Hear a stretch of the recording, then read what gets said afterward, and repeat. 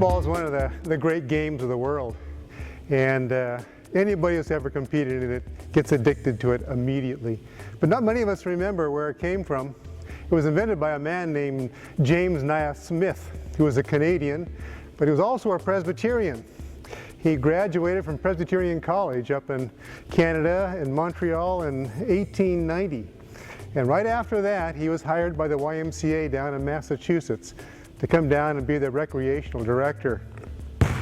He was asked to create a new game, a game that could be done in a relatively small space that would be non-violent, that would be a source of recreational activity, and could be played indoors. So, well, he was mostly right.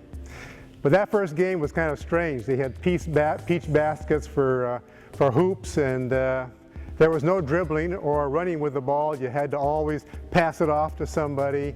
And so the games evolved over the years, but he was remembered as the man who invented the game.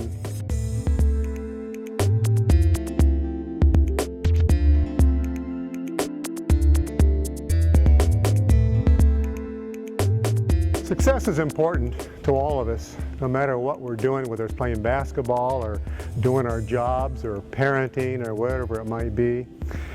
In fact, it's important to me so that I always read first when I get the newspaper in the morning.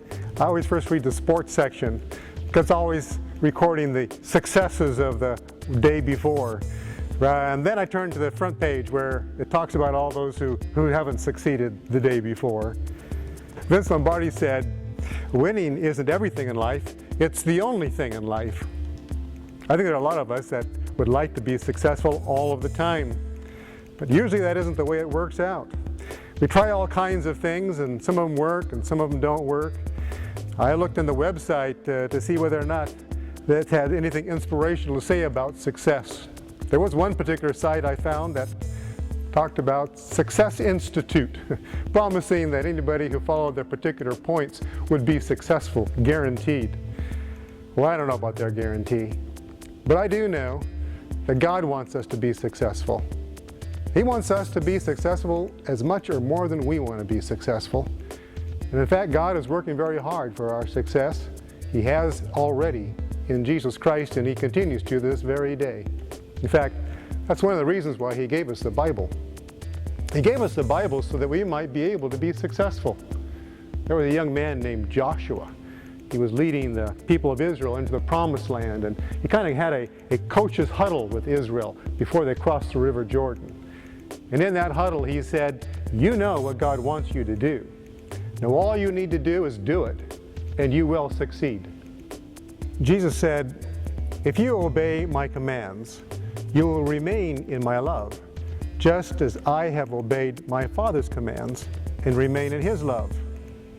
I have told you this," said Jesus, "so that your joy may be complete, and that my joy may be in you." Wow. To know that God's joy can be complete in me, that's so hard for us to do. But the important thing is for us to know that we don't do it alone. God wants us to be as successful as we want to be, and maybe more so. And so, the closer we are to God, whether it be to worship Him or just become familiar with what His direction for our living might be, we can succeed. That's God's guarantee, if, as Jesus said, we obey His commands.